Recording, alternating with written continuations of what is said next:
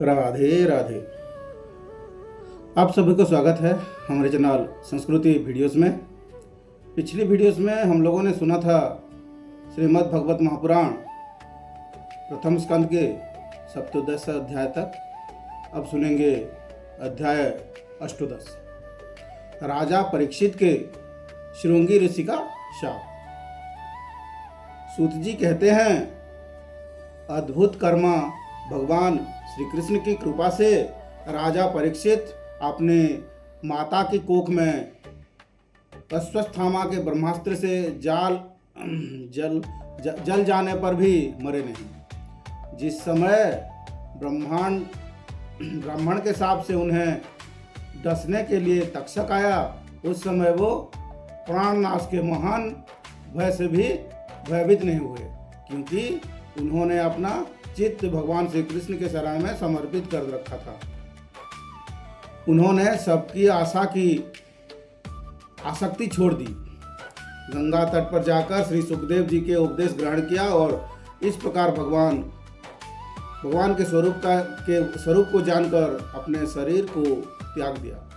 जो लोग भगवान श्री कृष्ण की लीला कथा कहते रहते हैं, उस कथामृत का पान करते रहते हैं और इन दोनों ही साधनों के द्वारा उनके चरण कमलों के स्मरण करते रहते हैं, उन्हें अंतकाल में भी मोह नहीं होता।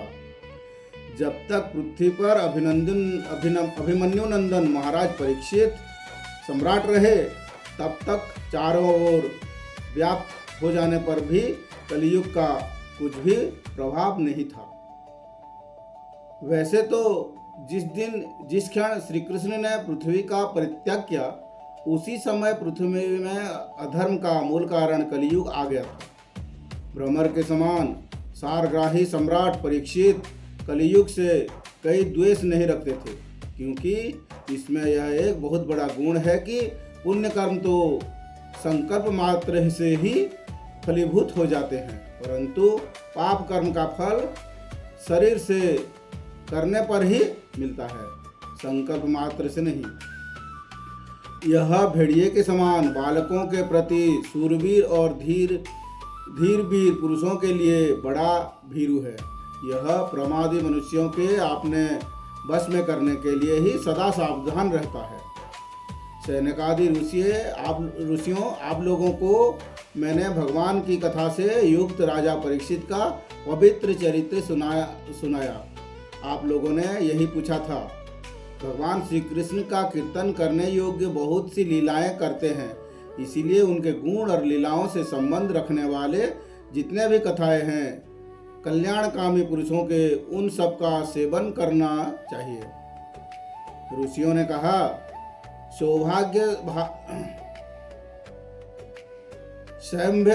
स्वयं स्वभाव सूत जी, आप जुग जुग जिए, क्योंकि मृत्यु के प्रभाव में पड़े हुए हम लोगों को आप भगवान श्री कृष्ण की अमृतमयी उज्जवल कार्तिक कीर्ति का श्रवण कराते थे।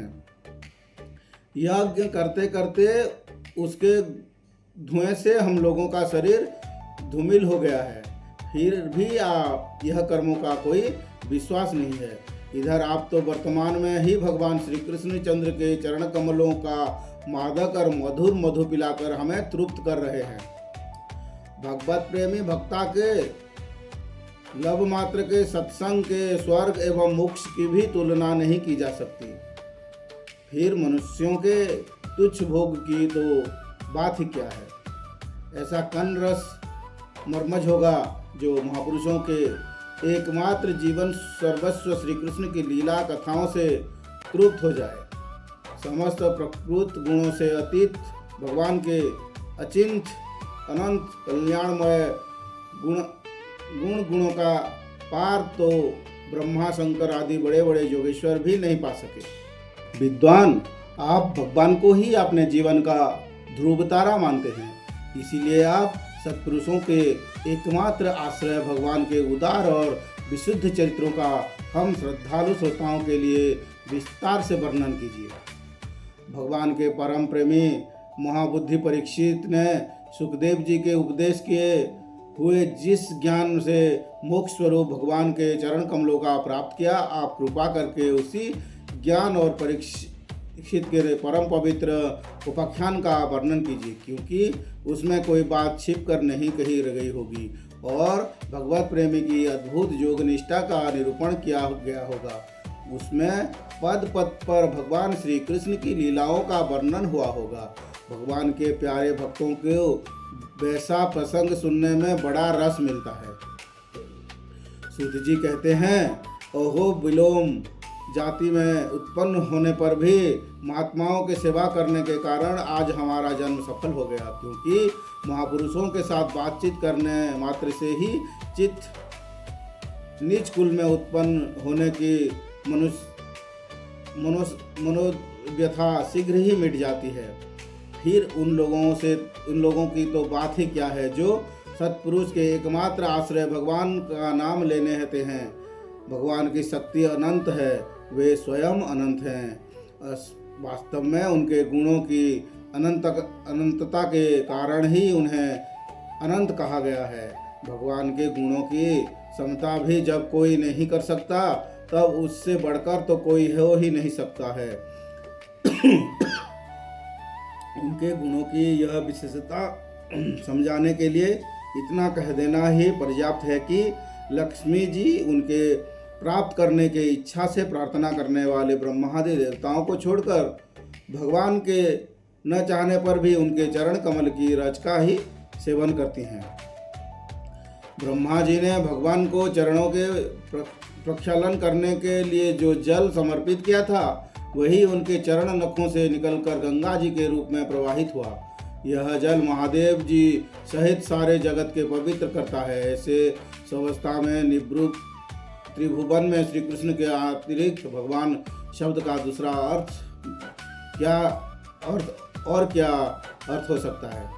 जिनके प्रेम को प्राप्त करने के धीर पुरुष बिना किसी हिचकिचे के देह गो आदि के दृढ़ आसक्तियों को छोड़ देते हैं और उस पर अंतिम परमहंस आश्रमों को स्वीकार करते हैं, जिसमें किसी को कष्ट ना पहुंचाना और सब ओर से उपशांत हो जाना ही स्वधर्म होता है। सूर्य के समान प्रकाशमान महात्माओं के आप लोगों ने मुझसे जो कुछ पूछा है, वह मैं अपने समझ के अनुसार सुनाता हूँ। जैसे पक्षी आपकी शक्ति के अनुसार आकाश में उड़ता है, वैसे ही विद्वान लोग भी अपने अपने बुद्धि के अनुसार ही श्री कृष्ण की लीला का वर्णन करते हैं। एक दिन राजा परीक्षित धनुष लेकर वन में शिकार खेलने गए हुए थे। हिरण के पीछे दौड़ते दौड़ते वे थक गए और उन्हें बड़े जोर की भूख और प्यास लगी। जब कहीं उन्हें कोई जलाशय नहीं मिली, तब वे पास के एक ऋषि के आश्रम में घुस गए। उन्होंने देखा कि वहां आंखें बंद करके शांत भाव से एक मुनि आसन पर बैठे हुए हैं। इंद्रिय, प्राण, मन और बुद्धि के निरुद्ध हो जाने से वे संसार से ऊपर उठ गए थे। जागृत, स्वप्न, सुषुप्ति तीनों अवस्थाओं से रहित निर्विकार ब्रह्मारूप तुरीय पद में वे स्थित थे। उनका शरीर बिखरी हुई जटाओं से और कृष्ण मृगा चर्म से ढका हुआ था। राजा परीक्षित ने ऐसे ही अवस्था में उनसे जल मांगा, क्योंकि प्यास से उनका गला सूखा जा रहा था। जब राजा को वहाँ बैठने के लिए तिनके का आसन भी न मिला। किसी ने उन्हें भूमि पर भी बैठने के लिए ना कहा। धैर्य और आधार भरी मीठी बातें तो कहाँ से मिलेगी। तब अपने को अपमानित सा मानकर वे क्रोध के वश हो गए। सैनक जी वो भूखे प्यास से छटपटा रहे थे, इसीलिए एकाएक उन्हें ब्राह्मण के प्रति ईर्षा और क्रोध आ गया। उनके जीवन में इस प्रकार का यह पहला ही अवसर था। वहाँ से लौटते समय उन्होंने क्रोधवश धनुष की नाक से एक मरा सांप उठाकर ऋषि के गले में डाल दिया और अपनी राजधानी में चले आए। उनके मन में यह बात आई कि उन्होंने जो अपने नेत्र बंद कर रखा है तो सो क्या वास्तव में उन्होंने अपनी सारी इंद्रियावृत्तियों का निरोध कर लिया है, अथवा इन राजाओं से हमारा क्या प्रयोजन है। ये सोचकर उन्होंने झूठ मूठ समाधि का ढोंग रच रखा है। उस समय का उस समीक मुनि का पुत्र बड़ा तेजस्वी था। वह दूसरे ऋषि कुमारों के साथ पास ही खेल रहा था। जब उस बालक ने सुना कि राजा ने मेरे पिता के साथ दुर्व्यवहार किया है, तब वह इस प्रकार कहने लगा, ये नरपति कहलाने वाले लोग उच्चिष्ट भोजी कौवे के समान संड मुसंड होकर कितना अन्याय करने लगे हैं। ब्राह्मणों के दास होकर भी ये दरवाजे पर पहरा देने वाले कुत्ते के समान अपने स्वामी का ही तिरस्कार करते हैं। ब्राह्मणों ने क्षत्रियों को अपना द्वारपाल बनाया है। उन्हें द्वार पर रहकर रक्षा करनी चाहिए। घर में घुसकर स्वामी के वर्तमान खाने का उसे अधिकार नहीं है। अतएव उन्मार्गामियों में के शासक भगवान श्री कृष्ण के परम धाम पधार जाने पर इन मर्यादा छोड़ने वालों को आज मैं दंड देता हूँ। मेरा तपोबल देखो। अपने साथ बालकों से इस प्रकार कहकर क्रोध से लाल लाल आंखों वाले उस ऋषि कुमार ने कौशिक नंदी के जल से आचमन करके अपने वाणी रूपी वज्र का प्रयोग किया। कुलांगार परीक्षित ने मेरे पिता का अपमान करके मर्यादा का उल्लंघन किया है। इसलिए मेरी प्रेरणा से आज के 7वें दिन उसे तक्षक सर्प डस लेगा। इसके बाद वह बालक अपने आश्रम पर आया और अपने पिता के गले से सांप देखकर उसे बड़ा दुख हुआ तथा वह दाढ़ मारकर रोने लगा। विप्रवर सैनक जी, समीक मुनि ने अपने पुत्र का रोना चिल्लाना सुनकर धीरे धीरे अपनी आंखें खोली और देखा कि उनके गले में एक मरा सांप पड़ा है। उसे फेंक कर उन्होंने अपने पुत्र से पूछा, बेटा तुम क्यों रो रहे हो? किसने तुम्हारा अपकार किया है? उनके इस प्रकार पूछने पर बालक ने सारा हाल कह दिया। ब्रह्मर्षि समीक ने राजा के आपकी बात सुनकर अपने पुत्र को अभिनंदन नहीं किया। उनकी दृष्टि में परीक्षित सांप के योग्य नहीं थे। उन्होंने कहा, ओह मूर्ख बालक, तूने बड़ा पाप किया। खेद है कि उनकी थोड़ी सी गलती के लिए तूने उनको इतना बड़ा दंड दिया। तेरी बुद्धि अभी कच्ची है। तुझे भगवत स्वरूप राजा को साधारण मनुष्य के समान नहीं समझना चाहिए, क्योंकि राजा के दुस्सह तेज से परिसुरक्षित और निर्भय रहकर ही प्रजा अपना कल्याण संपादन करती रहती है। जिस समय राजा का रूप धारण करके भगवान पृथ्वी पर नहीं दिखाया देंगे, उस समय चोर बढ़ जाएंगे और आरक्षित भेड़ों के समान एक क्षण में ही लोगों का नाश हो जाएगा। राजा के नष्ट हो जाने पर धन आदि चुराने वाले चोर जो पाप करेंगे उसके साथ हमारा कोई संबंध न होने पर भी वह हम पर भी लागू होगा, क्योंकि राजा के न रहने पर लुटेरे बढ़ जाते हैं और वे आपस में मारपीट गाली गलौज करते हैं। साथ ही पशु, स्त्री और धन संपत्ति भी लूट लेते हैं।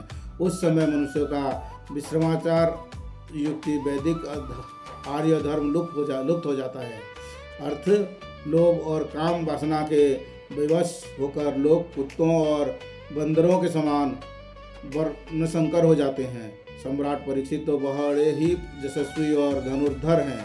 उन्होंने बहुत से अश्वमेध यज्ञ किए हैं और वे भगवान के परम प्यारे भक्त हैं। वे ही राजर्षि भूख प्यास से व्याकुल होकर हमारे आश्रम पर आए थे। वे आपके योग्य कदापि नहीं, वो सांप के योग्य कदापि नहीं है। इस नासमझ बालक ने हमारे निष्पाप सेवक राजा का अपराध किया है। सर्वात्मा भगवान कृपा करके इसे क्षमा करें। भगवान की भक्तों में भी बदला लेने की शक्ति होती है, परंतु वे दूसरे के द्वारा किए हुए अपमान, धोखेबाजी, गाली गलौज, आरोप, अपेक्षा और मारपीट का कोई बदला नहीं लेते। महामुनि समीक को पुत्र के अपराध पर बड़ा पश्चाताप हुआ। राजा परीक्षित ने जो उनका अपमान किया था उस पर तो उन्होंने ध्यान ही नहीं दिया। महात्माओं का स्वभाव ही ऐसा होता है जी कि जगत में जब दूसरे लोग उन्हें सुख दुख आदि दुविधा में डाल देते हैं, तब भी वे प्रायः हर्षित या व्यथित नहीं होते, क्योंकि आत्मा का स्वरूप से तो गुणों से सर्वथा परे हैं। इति श्रीमद्भगवते महापुराणे परमहंस्यां साहित्यां प्रथमस्कन्धे विप्रशापोपलम्भनं नाम 18 अध्याय। राधे राधे।